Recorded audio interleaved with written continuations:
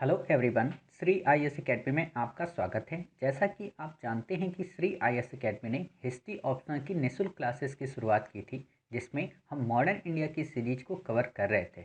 उसमें ऑलरेडी हमारे 3 पार्ट आ चुके हैं। ये हमारा पार्ट 4 है। इसमें हम क्या करेंगे कि हमने अपने प्रीवियस पार्ट में जो भी कुछ पढ़ा है उसको यूपीएससी के मेंस में जितने भी प्रश्न आए हैं बैक ईयर में, उनसे संबद्ध सभी प्रश्नों को काफ़ी अच्छे से डिटेल से एनालिसिस करेंगे। हालांकि हमने इसकी पूरी पीडीएफ अपने टेलीग्राम चैनल पर शेयर कर दी है। आप डिस्क्रिप्शन बॉक्स में दिए गए नीचे लिंक के माध्यम से टेलीग्राम चैनल से जुड़कर इसकी फ्रेमिंग की पूरी पीडीएफ वहां से ले सकते हैं। क्लियर? तो चलिए शुरू करते हैं।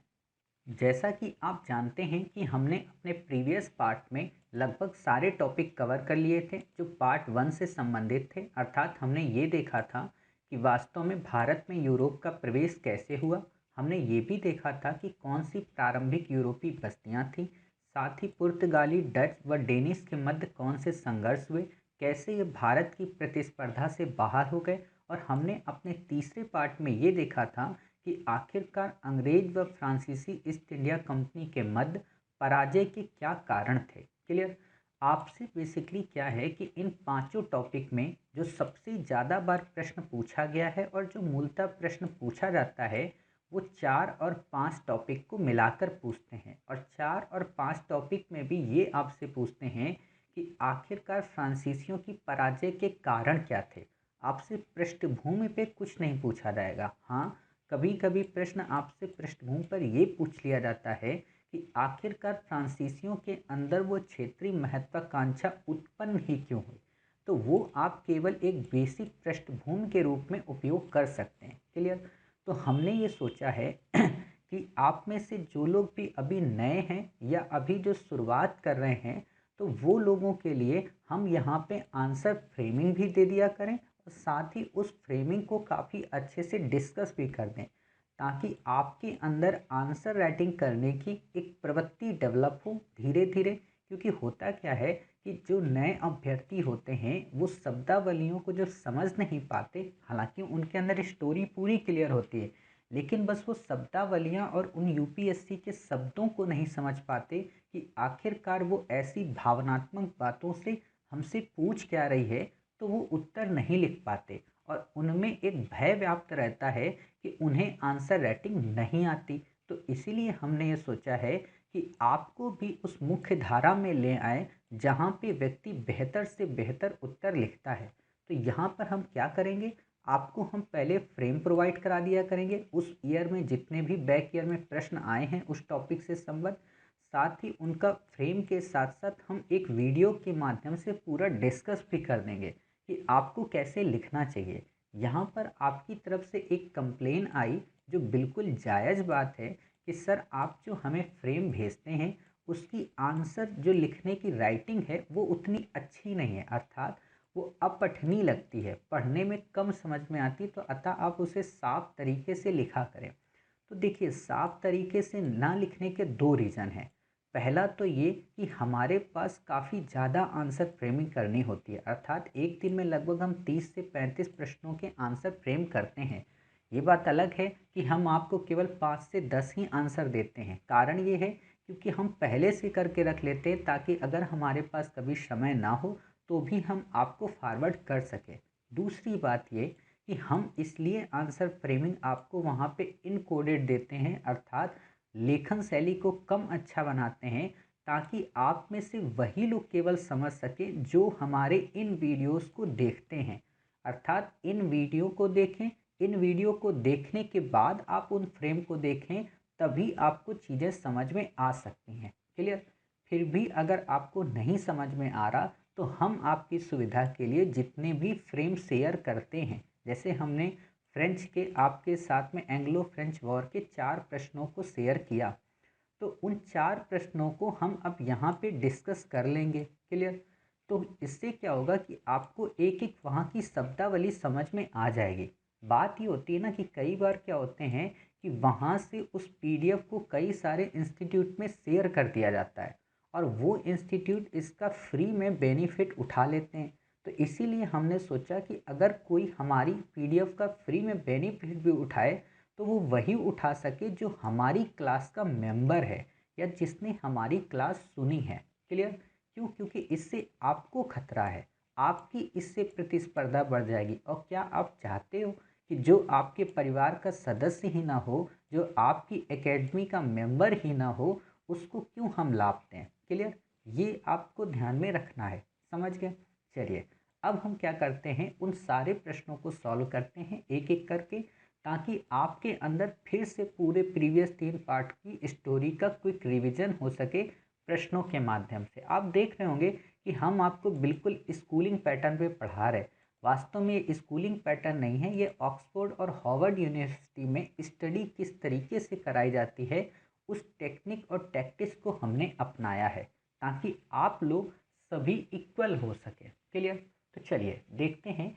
ये प्रश्न मॉडर्न इंडिया का 2006 में यूपीएससी ने इसे पूछा था। क्लियर? प्रश्न क्या है, पहले हम प्रश्न को पढ़ेंगे, इसके एक एक शब्दों को इनकोड करेंगे, ताकि जब आप एग्ज़ाम हॉल में जाएं तो आप भी ऐसे ही इन शब्दों को इनकोड कर सकें और एक अच्छे निष्कर्ष की ओर अपनी बातों को काफ़ी गहनपूर्वक लिख सकें। क्लियर? तो प्रश्न है, ना तो सिकंदर महान, ध्यान से सुनना, ना तो सिकंदर महान ना नेपोलियन, आधार के तौर पर पांडिचेरी से शुरू करके और एक ऐसी शक्ति के साथ उलझकर जो बंगाल और समुद्र की बागडोर संभाले हुई थी, भारत के साम्राज्य को जीत सकते थे। टिप्पणी कीजिए। क्लियर? अब आपको क्या करना है, आपको कुछ भी नहीं करना है, बस जो कीवर्ड्स हैं उनको गोला लगा देना है। पहला कीवर्ड्स है कि ना तो सिकंदर महान, ठीक है भाई। दूसरा है ना तो नेपोलियन, अर्थात ये दोनों क्या हैं, ये दोनों एक व्यक्तित्व हैं, एक पर्सनैलिटी हैं। कहा यह जाता है ना कि सिकंदर ने भारत विजय के प्रयास किया, नेपोलियन ने पूरे यूरोप को अस्थिर कर दिया। क्लियर? तो मतलब क्या है कि इन दो के व्यक्तित्व इतने महान थे कि अगर ये व्यक्तित्व भी आ जाते, अर्थात ये व्यक्तित्व भी अगर फ्रांस की ओर से लड़ रहे होते और इनके पास केवल बेस के रूप में आधार, अर्थात आधार के तौर पर केवल पांडिचेरी जैसा एक छोटा सा क्षेत्र होता, क्लियर, तो ये लोग भी उस शक्ति के सामने, अर्थात ऐसी शक्ति के साथ उलझकर, यानी कि उस शक्ति के साथ लड़कर जो बंगाल और समुद्र की बागडोर संभाले हुई थी, मतलब कि वो शक्ति जो बंगाल में विजय प्राप्त कर चुकी थी। अब आप समझ जाओगे कि बंगाल में विजय कब प्राप्त की, कर्नाटक की थर्ड वॉर पे। क्लियर? 1757 में विजय प्राप्त की और 1758 से 1763 तक में कर्नाटक की थर्ड लड़ाई होती है। क्लियर? तो आप समझ सकते हो कि वास्तव में कर्नाटक के तृतीय युद्ध की बात कर रहा है। क्लियर? और आपको ये भी पता होना चाहिए कर्नाटक के थर्ड वॉर तक डुप्ले भी जा चुका होता है। समझ गए? बंगाल और समुद्र की बागडोर का क्या मतलब है कि उसकी नौसैनिक श्रेष्ठता, समझ गए, संभाले हुई थी, वो भारत के साम्राज्य को जीत सकते थे। इसका यही मतलब हुआ कि चाहे सिकंदर महान को हम ले लें, चाहे नेपोलियन बोनापार्ट को हम ले लें और उनको केवल हम एक छोटा सा क्षेत्र दे दें पांडिचेरी और उनसे कहें कि उनको उस शक्ति को पराजित करना है या उनका मुकाबला उस शक्ति से है जो बंगाल में भी जीत चुकी है, अर्थात बंगाल से उसको धन और जन की प्राप्ति हो रही है, इसके अलावा समुद्र में उसकी नौसैनिक श्रेष्ठता है, तो क्या वो उसको पराजित कर सकते हैं? क्या वो भारत के साम्राज्य को जीत सकते हैं? तो बिल्कुल भी नहीं जीत सकते हैं उसको पराजित करके। क्लियर? और इसी पे आपसे कहा है कि आप इस पर टिप्पणी कीजिए। अब आप समझ गए होंगे कि वास्तव में एक एक वर्ड का क्या मतलब है। हुआ क्या था कि जब इस बात को लेकर डिबेट चली कि डुप्ले की जगह अगर कोई और पर्सन होता, या डुप्ले की जगह या अन्य कोई पर्सनैलिटी होती, या काउंट डी लाली की जगह अगर कोई अदर पर्सनैलिटी होती, गोडेहू की जगह अगर कोई अलग पर्सनैलिटी होती, डायस की जगह अगर कोई अलग पर्सनैलिटी होती, बुलडोनो की जगह अलग अगर अगर कोई अलग पर्सनैलिटी होती, तो शायद वो क्लाइव को पराजित कर सकती थी। क्लियर? लेकिन जब हिस्टोरियंस ने इस पे और डीपली रिसर्च किया, खासतौर पर स्मिथ जैसे हिस्टोरियंस ने, तो उन्होंने कहा कि भाई साहब ये जो युद्ध था इसमें व्यक्तित्व का रोल तो था लेकिन उतना नहीं। क्यों? क्योंकि इसमें जो युद्ध के में मुख्य भूमिका जिसने निभाई वो दो रीजन थे। एक तो बंगाल विजय जिसकी भी होती, दूसरी समुद्र की बागडोर अर्थात नौसैनिक श्रेष्ठता और बंगाल से धन और जन की प्राप्ति वास्तव में किसी भी शक्ति के लिए, किसी भी साम्राज्यिक शक्ति के लिए विजय के दो मुख्य कारक थे। और यही बात आप देखोगे कि आगे चलकर अल्फ्रेड लॉयल भी अपनी बुक में यही कहते हैं कि अगर किसी भी व्यक्ति को या अगर किसी भी साम्राज्यिक शक्ति को भारत में अपने उपनिवेश की स्थापना करनी थी या भारत विजय करनी थी, तो न केवल उसे व्यापारिक रूप से श्रेष्ठ होना था बल्कि सामुद्रिक शक्ति में भी उसकी बढ़त होनी चाहिए। व्यापारिक रूप से श्रेष्ठ का मतलब उन्होंने क्या बताया कि इंडिया का जो ये कोस्टल रीजन है, क्लियर, ये जो कोस्टल रीजन है, इस पूरे रीजन में जिसकी जितनी ज़्यादा बस्तियां होंगी या जिसके जितने ज़्यादा आधिपत्य में क्षेत्र होंगे, वास्तव में वही भारत में अपने साम्राज्य को सुदृढ़ कर सकता है। लेकिन फ्रांसों के पास उतना बड़ा सुदृढ़ क्षेत्र नहीं था। वो केवल और केवल कहाँ तक केंद्रित थे? पांडिचेरी में केंद्रित थे। पांडिचेरी मैंने काफ़ी ऊपर बना दिया है, नीचे है, बस आप थीम समझा करिए, क्लियर। तो केवल और केवल पांडिचेरी को आधार बनाकर आप इतनी बड़ी विजय नहीं कर सकते थे। इसको आप अपनी रियल लाइफ से जोड़िए। जैसे कई सारे एस्पायरेंट्स के हमारे पास मैसेज आते हैं, कॉल आते हैं कि सर क्या राम शरण शर्मा की बुक हम पढ़ लें? क्या राम शरण शर्मा की बुक पढ़ने से हमारी एंसेंट इंडिया कवर हो जाएगी? क्या विपिन चंद्रा को पढ़ने से हमारी मॉडर्न इंडिया कंप्लीट हो जाएगी? तो बिल्कुल भी नहीं होगी। देखिए, मैं आपको यहाँ पे एक फार्मूला बताना चाहता हूँ कि जब आप विपिन चंद्रा की बुक परचेज करते हो तो वो कांग्रेस के बाद की स्टोरी बताते हैं, क्लियर, यानी कि यूरोपियंस के आगमन को नहीं बताते। जब आप वहीं पर राम लखन शुक्ल की बुक परचेज करते हो तो वो आपको भारत विजय से शुरुआत कराते हैं। जब आप सुमित सरकार की बुक परचेज करते हो तो वास्तव में वो जनजाति आंदोलनों का अच्छे से एनालिसिस करते हैं। जब आप शेखर बंदोपाध्याय को पढ़ते हो तो उसमें गांधी को काफ़ी अच्छे से एनालिसिस किया गया। जब आप BL ग्रोवर को पढ़ते हो तो उसमें मुगल साम्राज्य के पतन से लेके 1857 के पहले तक की घटनाओं को, खासतौर पर गवर्नर जनरल के व्यक्तित्व को काफ़ी अच्छे से डिस्क्राइब किया गया, क्लियर, ध्यान से समझना। जब आप इकोनॉमी को पढ़ते हो तो आपको सव्यसाची भट्टाचार्य की बुक पढ़नी पड़ती है, क्लियर। जब आप गांधी को पढ़ते हो तो आपको रामचंद्र गुहा की तीनों पुस्तक पढ़नी पड़ती हैं।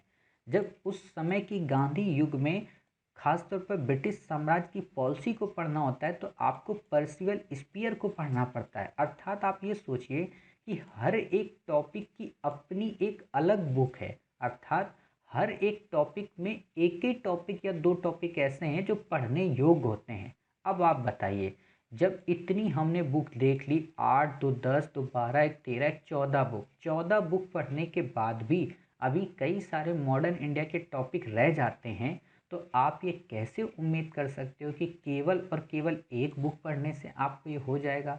तो आपके मन में अब आया होगा कि सर क्या सच में हम 14 बुक पढ़ेंगे? तो आपको नहीं पढ़नी। क्यों? क्योंकि अब आप देखिए, मैंने आपको ये जो क्वेश्चन करा रहा हूँ ये स्मिथ की बुक का है, क्लियर। मैंने आपको यहाँ पे समझा दिया। आप जब BL ग्रोवर पढ़ते हो तो वहाँ पे आपको ऐसे क्वेश्चन काफ़ी अच्छे मिलेंगे, क्लियर। तो मैं वहाँ से इसको कंप्लीट करा दे रहा हूँ। आप जब मेरे साथ जनजाति आंदोलन पढ़ेंगे तो मैं आपको सुमित सरकार से कंप्लीट करा दूंगा। जब आप गांधीवादी युग पढ़ेंगे तो मैं आपको शेखर बंदोपाध्याय और रामचंद्र गुहा को कंप्लीट करा दूंगा। जब आप ब्रिटिश साम्राज्य की इकोनॉमिक सिचुएशन को पढ़ेंगे तो मैं सव्यसाची भट्टाचार्य को कवर करा दूंगा। तो आपको क्या इनको पढ़ने की ज़रूरत पड़ेगी? नहीं पड़ेगी। इसीलिए मैं कहता हूँ कि आप केवल मेरी क्लास सुनो, क्लास के लेक्चर सुनो, क्वेश्चन आंसर के फ्रेमिंग देखो और मेरे द्वारा उन आंसर के डिस्कशन को सुन लो। और फिर आप अपने द्वारा अगर लिख के प्रश्न भेजते हो तो उसमें उन कमेंट्स को सुन लो। और इसके बाद ज़िंदगी में न भूत में न भविष्य में आपका वो प्रश्न गलत होगा, क्लियर। यानी कि आपकी उस प्रश्न में इतनी कमांड बन जाएगी कि आप लगभग 30 से 40 बुक को अपनी जेब में रखोगे, क्लियर। इसीलिए मैं कहता हूँ आपको नहीं पढ़ना। और अगर आपकी बड़ी प्रबल इच्छा है तो आप NCERT की कोई बेसिक बुक पढ़ लें या जो आपके पास एक बेसिक बुक है उसे ही पढ़ लें। लेकिन केवल उसे ही आधार मत बनाएं, अर्थात उसे केवल पांडिचेरी मत बनाएं। क्यों? क्योंकि फिर आप चाहे सिकंदर हो चाहे नेपोलियन हो, आप यूपीएससी नहीं क्रैक कर सकते। क्यों? क्योंकि आपका कंपटीशन उस व्यक्ति से जिसने ऑलरेडी 40 से 45 बुक को कंप्लीट कर लिया है। क्यों? क्योंकि वो तो ऑक्सफोर्ड और हार्वर्ड यूनिवर्सिटी से पीएचडी किए होता है उस सब्जेक्ट पे। क्लियर? अब कई सारे एस्पायरेंट कहते हैं कि सर ऐसा तो यूपीएससी में नहीं होता। तो मित्र, आप बिल्कुल ठीक कहते हो कि ऐसा यूपीएससी में नहीं होता, लेकिन आप ये भी जानते हो कि हिंदी मीडियम में परिणाम भी अच्छे नहीं आते। क्यों? क्योंकि हिंदी मीडियम के लिए अच्छी बुक ही कोई एक नहीं है, और इंग्लिश मीडियम की जो बुक हैं तो उनमें भी आज तक 310 से ऊपर किसी के नंबर नहीं आए। तो आप 310 को बेस बनाकर अपने पोटेंशियल को कम मत करो। आपका उद्देश्य होना चाहिए 350 प्लस कैसे हम जाएं, और 350 प्लस जाने के लिए आपके अंदर इतना गहन अध्ययन होना चाहिए, प्रश्न की इतनी समझ होनी चाहिए, और प्रश्न को लिखने का तरीका पता होना चाहिए। समझ गए? तो आप ऐसे समझ सकते हो। आप सोचा करो खुद ही कि अब जब आप आंसर राइटिंग देखते हो तो ये अलग है, अद्भुत है। आप किसी भी इंस्टीट्यूट में इस तरीके से आंसर राइटिंग पे काम कराया जाएगा कभी नहीं देखा होगा। पढ़ाने वाले आपको खूब मिले होंगे, फ्रेम भी आपको 3-3 पेज का दे देंगे, लेकिन एक एक क्वेश्चन को line by line topic complete होने के बाद कंप्लीट कराना, उसकी समझ आपके अंदर डेवलप कराना मुश्किल है। क्लियर? क्योंकि मैं ऑलरेडी बहुत सारे इंस्टीट्यूट्स को जानता हूँ जिनके आपने नाम भी नहीं सुने हैं, मैं उनको भी जानता हूँ। क्लियर? चलिए, आप ये प्रश्न देख लिए, अर्थात आप इस प्रश्न के पूरे उत्तर को समझ चुके हैं, यानी कि इनकोडिंग वर्ड को समझ चुके हैं। अब होता क्या है, आमतौर पर जब अभ्यर्थी ऐसे प्रश्नों को लिखते हैं तो वो प्रीवियस कई सारी घटनाओं को लिख देते हैं। वो आपको नहीं करना है। आपको डायरेक्ट इसमें कैसे शुरू करना है, इसमें क्या कह रहा है, ना तो सिकंदर महान ना नेपोलियन, अर्थात ये व्यक्तित्व की बात कर रहा।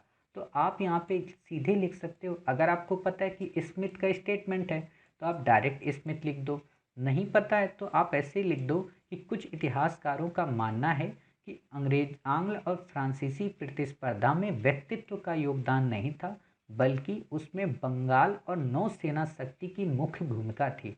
अर्थात बंगाल के संदर्भ में धन और जन की प्राप्ति होती थी, तो वहीं नौसेना की दृष्टि से उन्हें सामुद्रिक सुरक्षा का भय समाप्त हो गया। अर्थात भारत में वही साम्राज्य को जीत सकते थे जो बंगाल और समुद्र की बागडोर को संभाले हुए थे। चाहे फिर वो सिकंदर हो या नेपोलियन हो, वो बिना इन दो क्षेत्रों पे कब्जा किए फ्रांसीसियों को पराजित अंग्रेजों को पराजित नहीं कर सकते थे। क्लियर?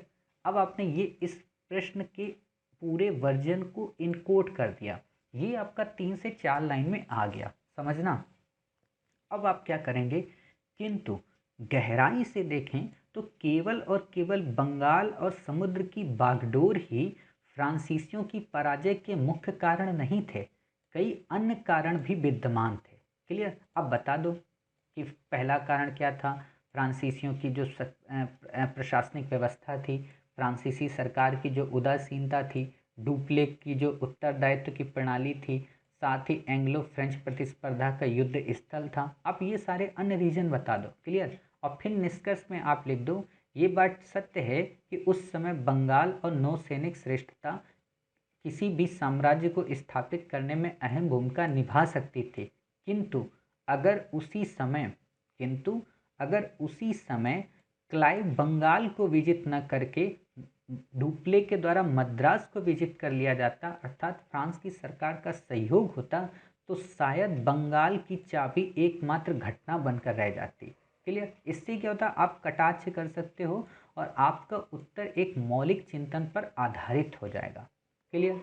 तो आप ये बात समझ गए, और आप समझ गए होंगे वास्तव में हमें इसे अब कैसे लिखना है। पूरा कम से कम वर्ड में देखिए मैंने इनकोड कर दिया। इससे आपको फालतू बातें कुछ भी नहीं लिखनी। आपने देख लिया मैंने आपको इनकोड करके कैसे बता दिया। समझ गए? जितनी भी बातें मैंने बताई वो मैंने इनकोड कर दी। अब इनको पढ़ने की देखिए ज़रूरत नहीं है। क्लियर? मैंने इसीलिए इसमें सब में लिख दिया कि आप कैसे बताओगे 40 वर्ड्स में, कैसे 40 वर्ड्स में नेतृत्व के मैथ को दोगे, कैसे 30 वर्ड में निष्कर्ष दोगे। अब आप सोचो 40, 40, 80 और 30 110 और 30 140। क्लियर? तो 150 के आंसर को आप 140 वर्ड में ऐसे ही लिख सकते हो। कई बार एस्पायरेंट कहते हैं सर 150 वर्ड में कैसे लिखा जाएगा, तो आप देख लिए मैंने कैसे इसको कंक्लूड कर दिया। क्लियर?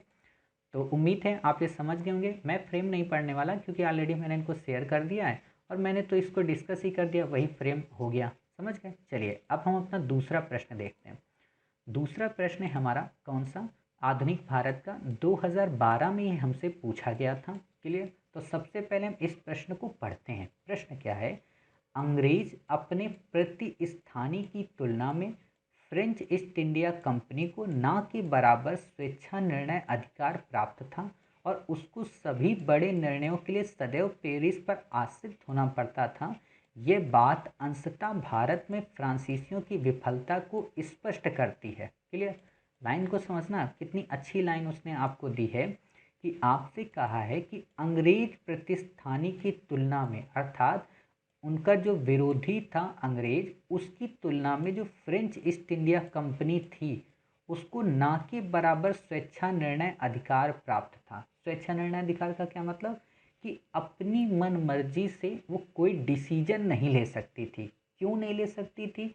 क्योंकि उसे सदैव पेरिस पर आश्रित होना पड़ता था। पेरिस पर क्यों आश्रित होना पड़ता था? क्योंकि वो एक सरकारी कंपनी थी। सरकारी का क्या मतलब था कि उसमें वित्त और विशेषाधिकार का अधिकार जो था वो फ्रेंच के सम्राट को था। क्लियर। यानी कि निजी व्यापारियों को उस पर कोई लाभ या कोई लाभांश की प्राप्ति नहीं थी। समझ गए। लेकिन ये बात अंशतः भारत में फ्रांसीसियों की विफलता को स्पष्ट करती है। अर्थात इसका क्या मतलब हुआ, आप समझ गए होंगे। आप में से कई सारे स्टूडेंट इसको कोड कर लिए होंगे कि सर इस लाइन का मतलब ये हुआ कि जो ये कह रहा है ये कहना चाह रहा है कि अंग्रेज कंपनी निजी थी, फ्रेंच कंपनी सरकारी थी, इसीलिए अंग्रेज वास्तव में जीत गए और फ्रांसीसी हार गए। लेकिन उसने ये भी कह दिया कि ये एक अंशतः कारण था विफलता का, अर्थात इसके कई अन्य और भी कारण थे।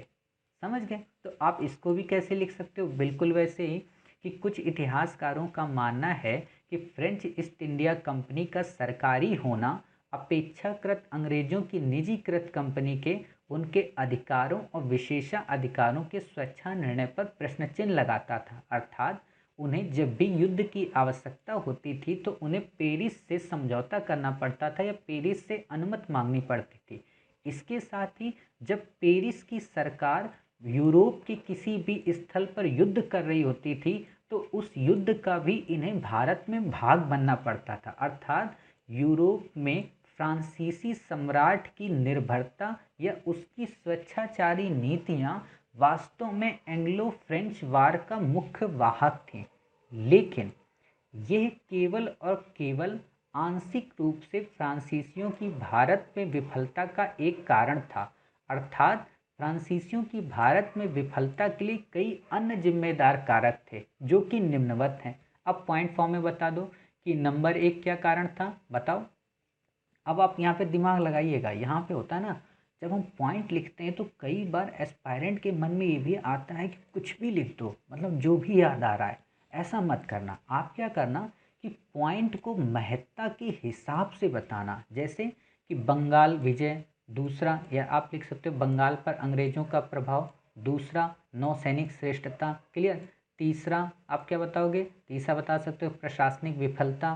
क्लियर। चौथा आप बता सकते हो कि क्षेत्र के संबंध में, अर्थात वो केवल पांडिचेरी तक थे। अब आप सोचिए, दिमाग लगाइए, हमने जो अपना पिछला प्रश्न पढ़ा ना उसी से 3-4 पॉइंट यहाँ पर निकाल लिए। समझ गए। तो यही आपके अंदर टैक्टिस होनी चाहिए, मतलब आप खुद से पॉइंट बनाना सीखो। जैसे आप लोग एक चीज़ पढ़ते होगे ना क्रायोजेनिक इंजन के बारे में। क्रायोजेनिक इंजन के संबंध में क्या खूबसूरत बात है कि वास्तव में वो क्या करता है कि ऑक्सीजन को इन्वायरमेंट से ही अब्स्ट्रैक्ट करता है। क्लियर। वहाँ से ही उसको ऑब्जर्व करके क्या करता है कि अपने फ्यूल को अच्छे से कम्बेस्ट करता है। समझ गए। तो वही चीज़ आपको करनी है कि आपको प्रीवियस ईयर के प्रश्नों का ही उपयोग करना है अपने उत्तर लेखन में। समझ गए। तो आपने एक पॉइंट बता दिया, दूसरा बता दिया, तीसरा बता दिया। फिर आप बता सकते हो कि क्या, बोलिए, आप इसमें ये बता सकते हो कि व्यक्तित्व का योगदान। क्लियर। आप इसमें ये बता सकते हो कि उस समय के फ्रांस के राजा की उदासीनता। क्लियर। तो आप ऐसे अपने 4 से 5 पॉइंट दे दिए और फिर आप लिख सकते हो निष्कर्ष में, और निष्कर्ष आपको बेहतरीन लिखना है। क्लियर। कि हाँ, निष्कर्ष कैसे लिखेंगे, आप निष्कर्ष ये लिख सकते हो कि ये बात ठीक है कि इसमें केवल और केवल कोई एक कारण जिम्मेदार नहीं था, अर्थात ये उपयुक्त कई सारे कारणों का एक समायोजित या समन्वित स्वरूप था जिसने अंग्रेजों को भारत में फ्रांसीसियों को पराजित करने में मुख्य भूमिका निर्वहन की। क्लियर। तो इससे क्या होगा कि एग्जामिनर को लगेगा अच्छा आप उन हिस्टोरियन से भी एक अलग डायमेंशन रखते हो, अर्थात आप लीक से हटकर अपने विचारों को अभिव्यक्त कर सकते हो। समझ गए। वो आपके देखो प्रश्नों से वो और कुछ नहीं जानना चाहता।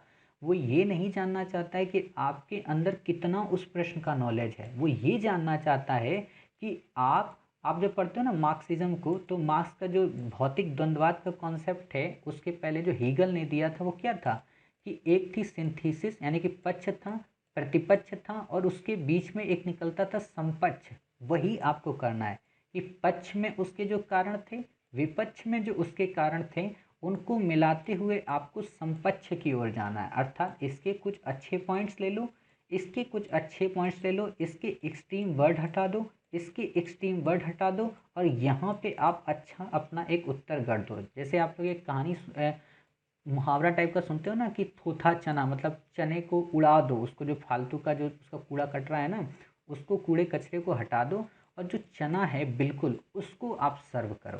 क्लियर। तो आप समझ गए इस प्रश्न का उत्तर आपको कैसे लिखना है। देखो डरना नहीं है, आपको हमेशा ऐसे बड़े बड़े प्रश्न मिलेंगे, तो आप बस बड़े बड़े प्रश्न जब पढ़ा करो तो उनको रिंग कर लिया करो। रिंग का मतलब क्या कि जो लाइन है, जैसे अंग्रेज प्रतिस्थानी ठीक है, कौन फ्रेंच ईस्ट इंडिया ठीक है, स्वेच्छा निर्णय ठीक है, किस पर निर्भर, पेरिस पर निर्भर। अर्थात इस पूरी लाइन का क्या मतलब हुआ कि जो फ्रांसीसी थे वो अंग्रेजों की तुलना में उतने स्वेच्छा निर्णय का अधिकार उनको नहीं प्राप्त था। क्लियर। आपने ऐसे इनकोड कर लिया, पता चल गया। लेकिन ये बात अंशतः फ्रांसीसियों की विफलता को स्पष्ट करती है। यानी कि आपसे प्रश्न पूछा है कि फ्रांसीसियों की विफलता के क्या कारण थे, उसमें उसने आपको एक कारण दे दिया, तो यानी कि बाकी आपको 8 कारण और लिखने हैं, सॉरी 7 कारण और लिखने हैं। मैंने 8 कारण बताए थे आपको, तो 7 कारण आप और लिख दीजिए। क्लियर। चलिए आप इस प्रश्न को भी पूरी तरह समझ गए और कैसे लिखना है ये भी देख लिए। ऑलरेडी हमने इसका फ्रेम दे दिया है, वही बातें जो मैंने आपको बताई हैं वो फ्रेम के माध्यम से मैंने इसमें समझा दी हैं। अब देखिए होता क्या है कि अब आपको हमने सब कुछ दे दिया, मतलब हमने फ्रेम भी दे दिया, हमने ये भी दे दिया कैसे आपको क्रम में लगाना है। अब आप अपनी लेखनी उठाओ और लिख दो उस प्रश्न के उत्तर को। गलत लिखोगे, देखो होता क्या हम डरते हैं कि गलत ना हो जाए। आप खुद बताइए, जब आप बचपन में छोटे से थे, आप अपनी माँ को कभी कॉल करके पूछना कि मम्मा क्या मैं पहली बार से ही चलना शुरू कर दी थी, क्या मैंने पहले दिन से दौड़ना शुरू कर दिया था? तो नहीं, आप जिंदगी की भागदौड़ में कई बार गिरे थे, कई बार उठे थे। आपके पिता ने अपने कंधों पर अपनी उंगलियों के माध्यम से आपको चलना सिखाया, और कई बार उन्होंने आपको छोड़ भी दिया। क्यों? क्योंकि आप अपने पैरों पे भरोसा कर सके, आप अपने आप को इतिहास की उस मुख्य धारा का वाहक बना सकें जिसमें लोग अपना भविष्य गढ़ रहे हैं। समझ गए? तो वही चीज़ हम आपके साथ कर रहे हैं। हम आपके एक तरीके से आप कह सकते हो कि आपको बिल्कुल उसी पिता की भांति इस प्रश्नों को समझाने का प्रयत्न करते हैं कि हम आपको पहले पिता की तरह आपकी उंगली पकड़ते हैं, फिर हम आपकी उंगली को थोड़ा सा छोड़ देते हैं और आपसे कहते हैं भाई साहब थोड़ा सा आप चल दीजिए, बाकी आपको गिरने नहीं देंगे। हम कुम्हार की तरह आपके पीछे से हाथ लगाए हुए हैं ताकि आपका जो मृदभांड बने, आपके जो बर्तन बने आपके व्यक्तित्व से, वो इतना परिष्कृत हो, इतना परिमार्जित हो कि उसको देखकर ही लोगों के मन में ये लगे कि वाह इतना दर्शनीय है ये। समझ गए? तो वही चीज़ हम आपके साथ कर रहे हैं। आप इन प्रश्नों को अब ऐसे देख लिए, अब इनको एक बार लिख डालना। होगा क्या, गलत होगा हम उसको फिर से सही चेक कर देंगे, लेकिन उसके बाद इन फ्यूचर में उस प्रश्न पे अगर कोई आपसे सोते हुए भी पूछेगा ना कि अच्छा ये बताओ कि अंग्रेज प्रतिस्थापन की तुलना में फ्रेंच ईस्ट इंडिया कंपनी को स्वेच्छा से कम निर्णय प्राप्त थे क्योंकि वो पेरिस पर आश्रित रहते थे, ये वास्तव में फ्रांसीसियों की असफलता का एक आंशिक कारण था। तो आप कहोगे अरे भाई ये सिंपल सा कह रहा है कि निजी सरकारी कंपनी के अंतर को आप बताइए, और आप ये बताइए कि कैसे पेरिस की सरकार जो युद्ध करती थी वो वास्तव में कर्नाटक युद्ध उन्हीं यूरोपीय युद्धों का विस्तार था। हालांकि ये एक मात्र कारण है, बाकी 7 कारण और हैं। ऐसे आप जब बोल दोगे ना तो सामने वाला कहेगा अरे यार ये बच्चे को 7 कारण पता है, यानी कि 8 कारण, हमको तो एक भी कारण नहीं पता है। पॉइंट में आप याद करो चीज़ें। क्लियर कि हाँ इसमें 6 पॉइंट आएंगे। अब जैसे आपको पूरा कभी जिंदगी में नहीं बोल सकते कि फ्रांसीसी और अंग्रेजों के मध्य कितने कारण थे, भाई साहब 8 कारण थे। 8 कौन कौन से थे बता दोगे फटाक से पॉइंट फॉर्म में। क्लियर। अब उन 8 में इक्वेशन बनेंगे, या तो पहले पे बना देगा, दूसरे पे बना देगा, या सब पे बना देगा, या दो को एक साथ लेके बना देगा। क्लियर। चलिए आप समझ गए। अब हमारा अगला प्रश्न है कि आधुनिक भारत 2013 में पूछा गया। ये कौन सा प्रश्न है? भारत की चाबी को मद्रास में खोजने की डुप्ले ने एक मौलिक भारी भूल की। क्लाइव ने प्रयास किया और उसे बंगाल में पाया। अब आपको अभी कुछ नहीं करना है, आप इसको बस ऐसे समझो अपने व्यक्तित्व से। जैसे कई बार क्या होता है कि जब आप अपनी ज़िंदगी की दौड़ में विफल होते हो या किसी परीक्षा में विफल होते हो, तो कई बार लोग आपसे नहीं कहते हैं यार तुमको इस इंस्टीट्यूट में अगर तुम कोचिंग किए होते ना तो तुम सफल हो जाते, मैंने फला इंस्टीट्यूट की टेस्ट सीरीज लगाई थी इसलिए सफल हो गया। क्लियर। लेकिन ज़रूरी थोड़ा ना था, आप यहाँ पे थिंकिंग करना, अभी से प्रश्न को हम बाद में पढ़ेंगे। ज़रूरी थोड़ा ना था कि उस एग्ज़ाम को या उस संस्थान को यूपीएससी ने आईएसओ का प्रमाण पत्र दे रखा था कि बाबूजी इस बार फला संस्थान से हम प्रश्न पूछेंगे। क्या हुआ कि उस संस्थान ने केवल एक प्रयोग किया था, मेहनत की थी, प्रयोग किया था। उस प्रयोग में वो सफल भी हुए और विफल भी हुए। जैसे कोविड-19 को लेकर आप देख लो कि कोरोना की वैक्सीन को लेकर वर्ल्ड के अलग अलग सिनेरियो में अलग अलग डेवलपमेंट हो रहे थे। चाहे गावी के द्वारा मिलकर एक अलायंस बनाकर कोविड-19 वैक्सीन या कोवैक्सीन को प्रमोट किया जा रहा हो, यानी कि कोवैक्स को बनाया गया हो, या फिर इंडिया के द्वारा सीरम इंस्टीट्यूट की अलग भूमिका निभाई जा रही हो, या फिर पतंजलि के द्वारा बाबा रामदेव अपना अलग कार्य चला रहे थे, या एम्स के द्वारा या कई बायोटेक कंपनियों के द्वारा अलग से इन पर डेवलपमेंट हो रहा था। लेकिन इन प्रयोगों में भारत के संदर्भ में सफल कौन हुआ? Serum institute. तो क्या हम ये कह सकते हैं कि सीरम इंस्टीट्यूट एम्स से ऊपर हो गया? क्या हम ये कह सकते हैं कि एम्स के डॉक्टर्स या एम्स के रिसर्चर्स सीरम इंस्टीट्यूट की अपेक्षा कम अच्छे थे? या क्या हम ये कह सकते हैं कि विश्व में जो गावी का अलायंस था तो उसकी अपेक्षा ऑक्सफोर्ड यूनिवर्सिटी का जो टीका था वो काफ़ी अच्छा हो गया? बिल्कुल नहीं कह सकते। बस इतना कह सकते हैं कि इस प्रतिस्पर्धा के प्रायोगिक दौर में जो पहले सफल हो गया उसका व्यक्तित्व महान हो गया। क्लियर। लेकिन अगर ये सफल ना हो पाते, सोचो सीध आप में से कौन सा पर्सन पूनावाला साहब को जानता था आज से कुछ वर्ष पहले? खासतौर पर सीरम इंस्टीट्यूट को कौन जानता था? कोई नहीं जानता था, जो रिसर्चर्स थे वही जानते थे। क्लियर। लेकिन अब क्यों जानने लगे? क्योंकि उसने प्रयोग कर दिया और उस प्रयोग वो सफल हो गया। क्लियर। अब वो प्रयोग सफल हो गया तो हम क्या कहेंगे कि अरे यार पुणे वाले ने देखो कितने बेसिक से उठकर इतना बढ़िया काम कर दिया। लेकिन अगर वहीं पे एम्स कर देता तो एम्स का योगदान हो जाता। मतलब सीधा सा यहाँ पे क्या है कि जिसका प्रयोग सफल हो गया वो टॉप पे आ गया। यानी कि ये डिपेंड नहीं करता कि वो सीरम इंस्टीट्यूट ने बनाई या फिर वो एम्स ने बनाई या फिर पतंजलि ने बनाई या फिर गावी के द्वारा बनी। क्लियर।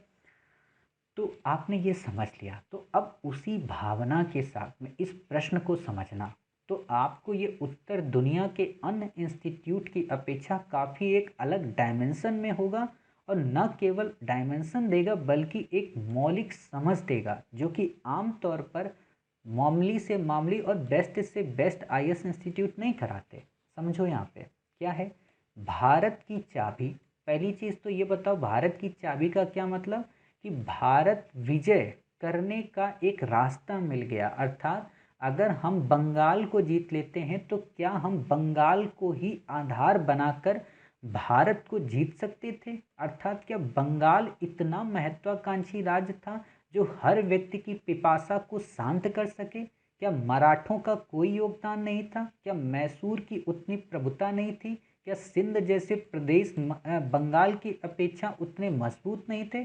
अर्थात बंगाल को इतना प्रासंगिक बना देना कहीं ना कहीं अन्य तथ्यों की उपेक्षा है। आप इस लाइन से ये समझ जाओ कि बंगाल की चाबी। मैं ऐसी आपको डायमेंशन क्यों देता हूँ, इसका एक रीज़न और भी है। इन फ्यूचर जब आप इंटरव्यू में होते हो तो आपसे ऐसे ही प्रश्न वहाँ पूछ देते हैं और आपसे कहते हैं आप इसको एनालिसिस करके हमें बता सकते हैं कि क्या भारत की चाबी को मद्रास में खोजने की डुप्ले ने एक मौलिक भारी भूल की थी? और आपने सोचिए अगर आपसे प्रश्न एग्जामिनर ने ये पूछा है और आपने यहाँ पे पहली ही लाइन में क्लियर कर दिया एग्जामिनर को कि सर पहले तो हम इस अतिश्योक्ति वर्ड से बचेंगे कि भारत की चाबी, कारण उस समय भारत केवल बंगाल नहीं था।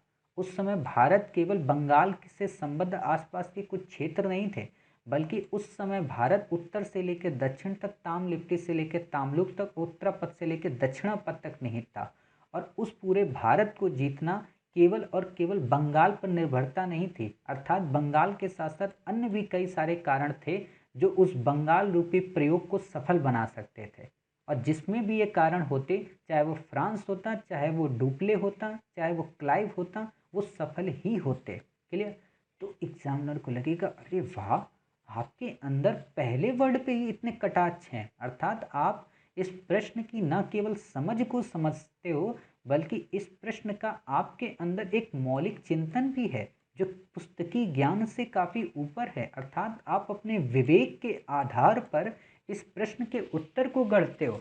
यानी कि आप जब इन फ्यूचर आईएएस ऑफिसर बनोगे तो आप परंपरागत नीतियों से ऊपर उठकर विवेक सम्मत निर्णय लोगे, अर्थात आपके अंदर एथिक्स के वो सारे डायलमा हैं, अर्थात आपके अंदर नोलन कमेटी के वो सारे फीचर्स इनकलकेट हैं। यानी कि आप लबासना की टेबल पे कॉफ़ी पीने के लिए योग्य एस्पायरेंट हो, वो ये समझेगा। समझ रहे? तो आप ऐसे समझा करो, कोई भी प्रश्न पढ़ा करो तो उससे ये सोच लिया करो इंटरव्यू में क्या पूछेगा, और आप उसको समझ गए। क्लियर? तो आपने पहली लाइन के कीवर्ड को समझ लिया कि भारत की चाबी का क्या मतलब। मद्रास में खोजने की डुप्ले ने भूल की। अब आप ये बताइए कि आप जैसे दिल्ली में रहते हो, आप में से कई सारे एस्पायरेंट कहते हो कि हम दिल्ली में रहते हैं, कई सारे एस्पायरेंट के मैसेज आते हैं कि वो राजस्थान में रहते हैं, कई एस्पायरेंट कहते हैं कि वो बेंगलुरु में रहते हैं, कई के आते हैं कि वो हैदराबाद और महाराष्ट्र से हैं, कई नॉर्थ ईस्ट के हैं। क्लियर? तो क्या ये जरूरी है कि जो पर्सन दिल्ली में रह रहा है वही सफल होगा, राजस्थान में रहने वाला, बेंगलुरु में रहने वाला, चेन्नई में रहने वाला या फिर नॉर्थ ईस्ट में रहने वाला सफल नहीं होगा? अर्थात दिल्ली में रहकर ही आप प्रयोग करोगे तो ही आप सफल हो सकते हो। क्या राजस्थान में रहकर सफल नहीं हो सकते? क्या बेंगलुरु में रहकर सफल नहीं हो सकते? तो हो सकते हैं, बशर्ते उसके अलावा अन्य संसाधन आपके पास उपलब्ध हों। दिल्ली में आपके पास क्या उपलब्ध संसाधन है? बेहतरीन लाइटिंग की व्यवस्था, बेहतरीन नेट कनेक्टिविटी, बेहतरीन बुक स्टॉल्स, अर्थात आपसे संबद्ध जितनी भी पुस्तकें हैं आसान दरों पर, यानी कि सस्ते रेट पर और तुरंत समय के साथ आपको उपलब्ध हो जाती हैं। क्लियर? अगर यही सुविधाएं आपकी राजस्थान में हो जाएं, बेंगलुरु में हो जाएं, नॉर्थ ईस्ट में हो जाएं, तो दिल्ली कौन आएगा? आप भी नहीं आओगे दिल्ली। समझ गए? तो आप वास्तव में क्या समझ सकते हो कि मद्रास में वो सारी चीज़ें विद्यमान थीं, तभी तो डुप्ले के अंदर वो महत्वाकांक्षा जगी, और मद्रास में विद्यमान थी इसीलिए डुप्ले के अंदर महत्वाकांक्षा जगी। लेकिन क्लाइव की महत्वाकांक्षा क्यों नहीं जग पाई? क्योंकि आप जानते हो कि उस समय डुप्ले ने अधिकार कर लिया था मद्रास पर। क्लियर? तो क्लाइव को एक वैकल्पिक मार्ग की तलाश थी, अर्थात एक वैकल्पिक संस्थान की तलाश थी कि वो फला इंस्टीट्यूट के नोट्स ना पढ़कर किसी और के नोट्स पढ़े, और वो किसी और के नोट्स पढ़ने के लिए जब निकल पड़ा तो उसमें सफल हो गया। तो इसका मतलब ये तो नहीं कि आप जो नोट्स पढ़ रहे थे वो खराब थे, बात यह कि आपने उसको किस तरीके से पढ़ा था। यानी कि डुप्ले ने मद्रास का उपयोग किस तरीके से किया था। यानी कि यहाँ पर डुप्ले मद्रास की चाबी से मतलब नहीं है, डुप्ले मद्रास का सदुपयोग ही नहीं कर पाया, वहाँ की राजनीतिक संतुलन को व्यापारिक संतुलन से जोड़ ही नहीं पाया। डुप्ले के व्यक्तित्व में ये कमी थी कि वो अपने ऊपर के अधिकारियों को ये बता ही नहीं पाया कि वास्तव में वो वहाँ पर एक राजनीतिक स्थिरता इस्टेब्लिश करना चाहता है। अगर वो बता देता तो शायद व्यापारिक महत्वाकांक्षा को छोड़कर राजनीतिक महत्वाकांक्षा वहाँ पर प्रबल हो जाती, और शायद फ्रांस के राजा या फ्रांस के सम्राट को परसुएट करके भारत में साम्राज्य विस्तार को बेहतरीन तरीका दे सकता था। लेकिन वही परसुएशन क्लाइव के अंदर आ गया, और क्लाइव ने उस परसुएशन के तहत अपने आप को इस्टेब्लिश किया और अपनी सरकार को उस चीज़ के लिए परसुएट किया, और सरकार ने उसकी बात सुनी। लेकिन क्या ये सब के सब परसुएशन बिना किसी महत्वाकांक्षा या उस महत्वाकांक्षा में निहित बिना किसी आधार के थे? जब आप पढ़ते हो ना कि बिना पंख तोले उड़े जो गगन में, अर्थात क्या क्लाइव ने बिना पंख तोले ही बंगाल की ओर रुख किया था? तो बिल्कुल नहीं, क्योंकि उसको पता था कि बंगाल में वो सिराजुद्दौला से मुकाबला करेगा। इसीलिए उसने देखा कि हाँ, हमारी सैन्य शक्ति मजबूत है, हम षड्यंत्र के माध्यम से जीत सकते हैं। और षड्यंत्र तो यहाँ पे डुप्ले ने भी किया था, अनवरुद्दीन के साथ में, मुजफ्फर जंग के साथ में, चंदा साहिब के साथ में। लेकिन वो षड्यंत्र यहाँ पे उतना सफल नहीं हुआ। यानी कि षड्यंत्रों की सफलता ने क्लाइव को बंगाल विजित करा दिया। और बंगाल की केवल विजय भारत की चाबी नहीं थी, अर्थात अगर बंगाल के बाद किसी और युद्ध में पराजित कर दिया जाता तो बंगाल एक छोटी सी घटना बनकर रह जाती। अब आपके मन में आएगा, सर आपने तो प्रश्न को ही यूज कर लिया। तो ऐसे ही आपको यूज करना है, अर्थात आपको ये बता देना भाई साहब, बंगाल की भूमिका तो थी, लेकिन अगर बंगाल के बाद किसी भी युद्ध में पराजित हो जाते, अगर बक्सर में पराजित हो जाते, तो आप पढ़ते हो ना कि बंगाल केवल एक छोटी सी घटना बनकर मात्र रह जाती। अर्थात भारत की चाबी तो दूर की बात है, भारत का ताला भी इनको ना मिलता, चाबी तो लेके ढूंढते रहते, वो बात की बात है। यही नहीं पता चलता कि ताला है कहाँ पे, तभी तो चाबी लगाओगे। समझ गए? तो आप ऐसे इस प्रश्न को समझ सकते हो। और फिर आप ये बताओगे, मतलब ये तो मैंने अभी डिटेल इतना आपको एनालिसिस किया, मैं अब आपको बताता हूँ वास्तव में इसमें कैसे लिखना है। आप क्या करोगे, आप ये बता दोगे कि डुप्ले ने जिस प्रकार कर्नाटक और हैदराबाद के राजनीतिक संघर्ष का लाभ उठाने का प्रयास किया, लेकिन वो उसमें उतना सफल नहीं रहा। देखो शब्दों को ध्यान रखना, कि उतना सफल नहीं रहा जितना कि क्लाइव ने षड्यंत्रों के माध्यम से प्लासी विजय करके एक कठपुतली नवाब को इस्टेब्लिश कर धन और जन की प्राप्ति की।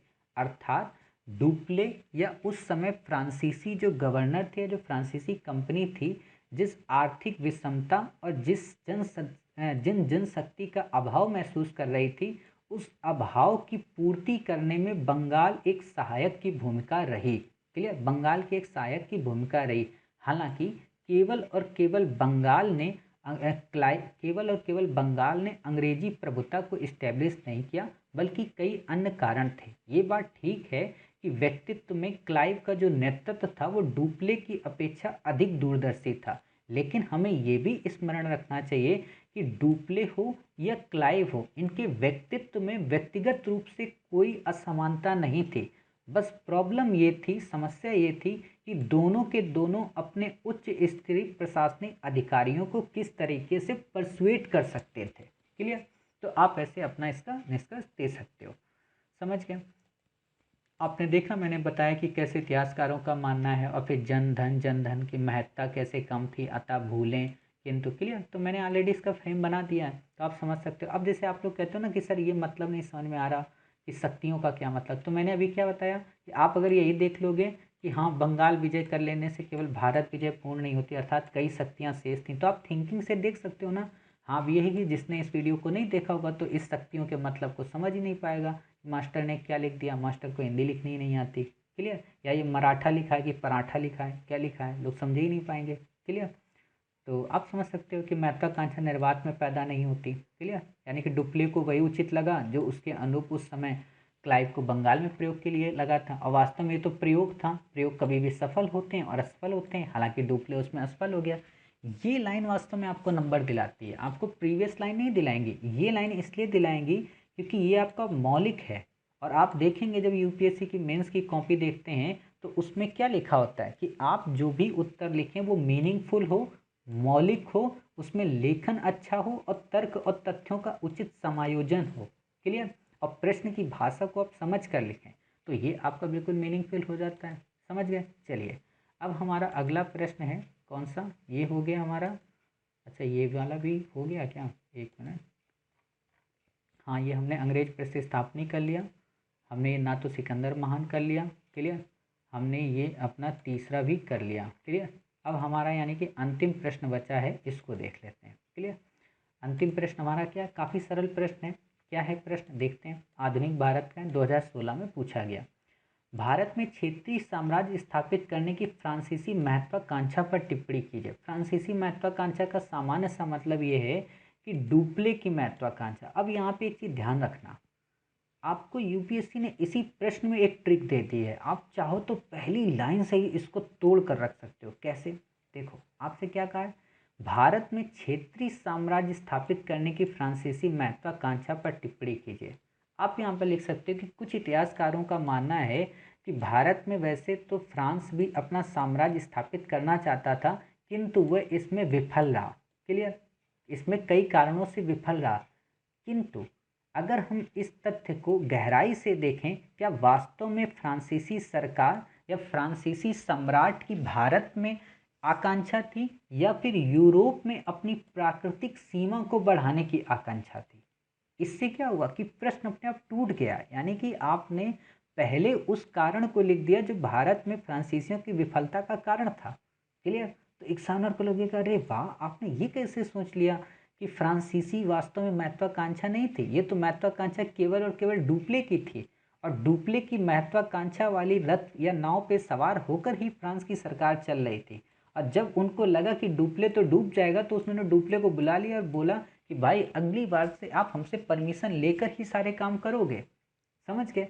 तो आप यहाँ पे इस प्रश्न को ऐसे इनकोड कर सकते हो कि वास्तव में ये महत्वाकांक्षा फ्रांसीसी सरकार की नहीं थी, ये महत्वाकांक्षा थी डुप्ले की, और डुप्ले इस महत्वाकांक्षा में असफल हो गया, जो कि कई सारे कारणों पर निर्भर थी। अर्थात उसकी महत्वाकांक्षा की पूर्ति के लिए बंगाल रूपी, अब देखो उस प्रश्न को यहाँ पे यूज कर लो, बंगाल रूपी जन और धन से संपन्न राज्य की आवश्यकता थी, जो कि उस समय मद्रास या कर्नाटक में संभव नहीं था। साथ ही उस समय फ्रांसीसियों को नौसैनिक रूप से श्रेष्ठ होने की आवश्यकता थी, जबकि वो ऑस्ट्रिया के उत्तराधिकार और सप्तवर्षीय युद्ध में अपनी नौसैनिक श्रेष्ठता खो चुके थे। उनको उस समय फ्रांसीसी सरकार की उस सहायता की जरूरत थी, जो कि डुप्ले ने कभी भी अपने उच्च अधिकारियों को कभी बताई ही नहीं। क्लियर? अर्थात फ्रांसीसी जो महत्वाकांक्षा थी वो केवल और केवल डुप्ले के व्यक्तित्व पर आधारित महत्वाकांक्षा थी। कारण, इस पे न तो फ्रांस के सम्राट की सहमति थी और न ही फ्रांस के सम्राट की प्रबल भावना। अर्थात वो केवल और केवल फ्रांस में ही या यूरोप में ही अपनी प्राकृतिक सीमाओं का विस्तार करना चाहता था, और उसकी इसी विस्तार की भावना ने न तो उसे यूरोप में क्षेत्रीय साम्राज्य को स्थापित करने में सहायक हुआ, न ही उसे भारत और उत्तरी अमेरिका जैसे महाद्वीप पे अपने क्षेत्रीय साम्राज्य को स्थापित करने में सहयोग किया।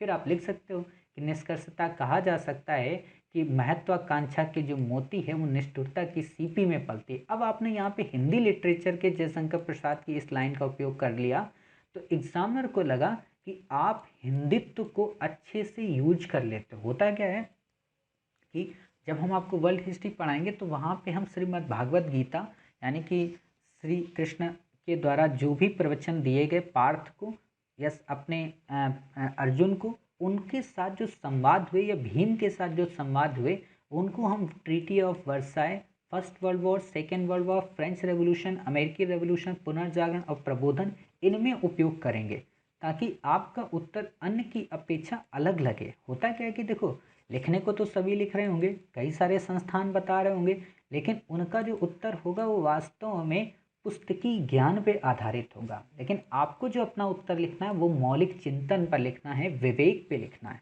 क्लियर?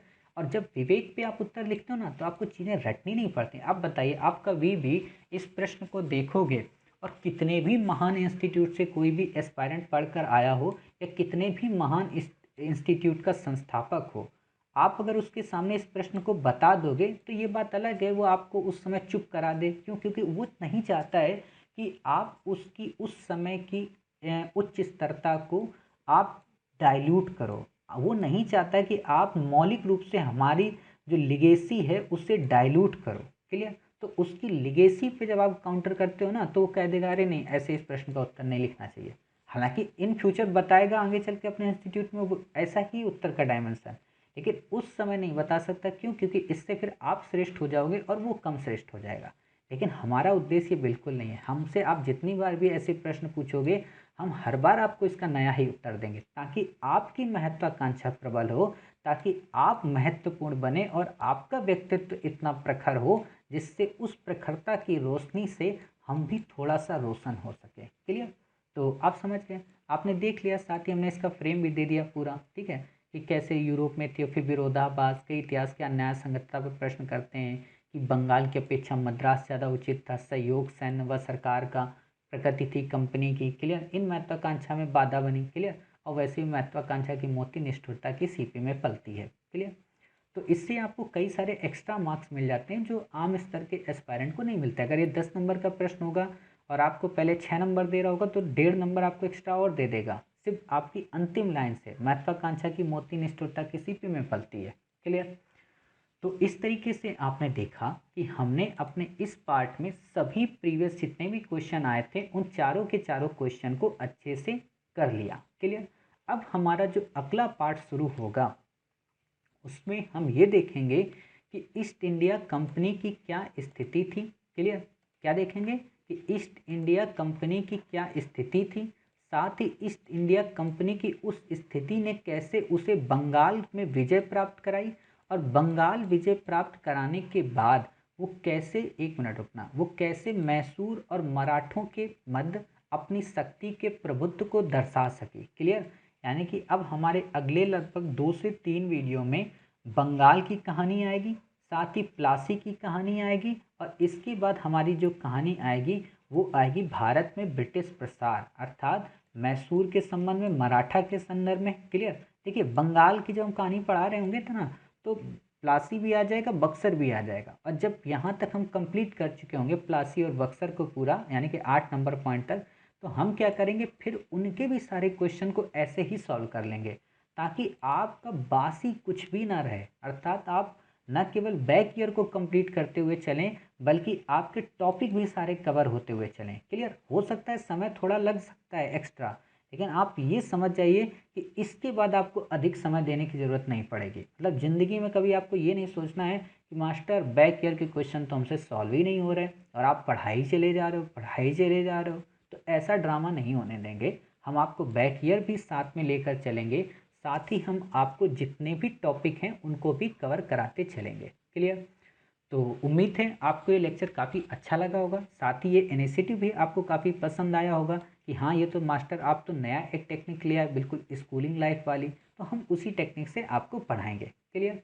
तो मिलते हैं अपने नेक्स्ट पार्ट में प्लासी विजय के साथ, या आप कह सकते हो कि अंग्रेजों और बंगाल की स्थिति के संदर्भ में। क्लियर? तो तब तक अपना ख्याल रखिए और स्वस्थ रहिए।